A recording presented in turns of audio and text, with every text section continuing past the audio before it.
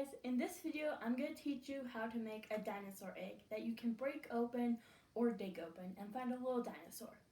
If you have a bag from the library, unfortunately there is no dino egg mix. However, it's pretty simple and pretty similar to the excavation kit, and I did include a dinosaur for you.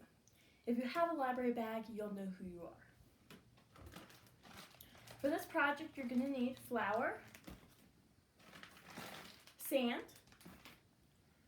plaster, and before in the excavation kit video, I warned you about plaster. You're not supposed to breathe it in, and you don't want to get in your eyes, you don't want to eat it, you don't want to touch your body all over with it.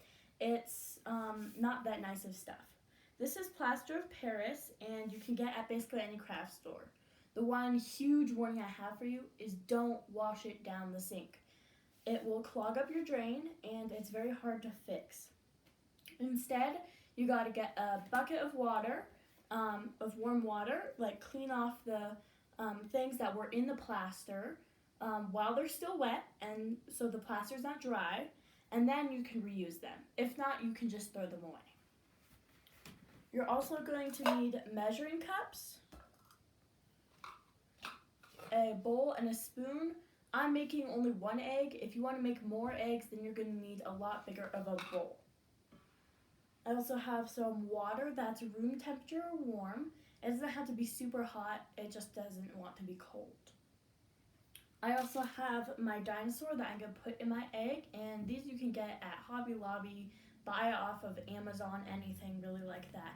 You just gotta find one. You can also put in little surprises or like little gems or whatever if you want not a dinosaur egg. And then I also have a pan with some tinfoil or parchment paper on the bottom. So let's get started. What I'm going to do first, I'm going to take my bowl and my spoon. Little dino can go up there. And I'm going to put in some sand. The specific recipe is on my website at www.passionmap, PASSION, capital MAP.weebly.com.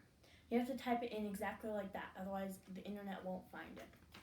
And then you'll go to the classes page on top, click on paleontology, and go to the excavation kit and dino egg recipe. That's where the exact measurements will be, and I'll put that in the description. So I put in my sand. I'm going to want quite a bit of sand, and I'm going to put in my flour. Now, I'm not going to want so much of this, but I still do want some. And I'm going to put in some plaster. This is the same recipe as my excavation kit. You just put less water in it at the end. And if you want your egg to be a little bit harder, you can put a little bit more plaster. And remember, don't breathe the stuff in. Now I'm going to mix these ingredients a little bit. And it'll make a kind of lighter, kind of colored kind of sand mixture. And it will be kind of moldable, but not too moldable. Okay, now you're going to put in a little bit of water, and you want this to be dough texture, so a little bit at a time only. You don't want a whole bunch at a time because you cannot take away the water, you can only put it in. And I want this to be moldable by my hands. And if you want a cooler look to these, you can put in a tablespoon of coffee grounds with it. But those are optional. Okay, so now I'm going to put in a little bit more water because mine is not thick enough. And I'm just going to mix that around a little bit more. As you can see, it's starting to shape when I touch it. So I don't need to add any more water. I just need to mix it together. And you want to make sure you mix it thoroughly before you add more water because there might be some parts that are wet and some parts that are drier. You want to make sure it's all mixable and together. Okay, I am almost there. I'm gonna add a teeny tiny bit more water, not that much. It's like a cheesecake crumb kind of texture right now, the stuff that you put on the bottom of the cheesecake.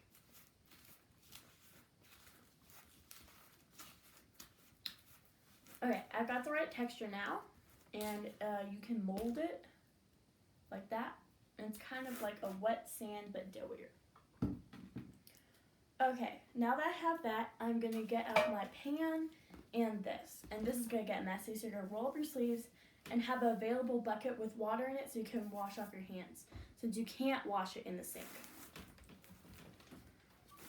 Okay, so I'm gonna take a little bit of my mixture here, and I am going to just place my dinosaur in there, and I don't have enough yet, so I'm going to put a little bit more in, and I am going to mold it into an egg shape. And you want to make sure none of the dinosaurs sticking out. That way it's fun when you open it up, because you won't know what dinosaur it is. Unless, of course, you made it and you're going to be digging it out. But it's still fun either way. And I like to open these eggs a few different ways. You can open it by smashing it on the ground, or you can open it by digging them. And those are the best ways. There's my little egg. It's a little bit disformed, and you have to wait a while for it to dry. A few days sometimes only overnight, depending on how much plaster you put in there. The more plaster you put in there, the faster it's going to dry, but the harder it's going to be to break. If you put more water in there, it's going to take a lot longer to dry. If you just can't wait that long, then you can put it in the oven at low temperature or use a hair dryer. But it really is going to take time to let this dry. Now that I have that finished, I let it dry, and then I get to hatch it.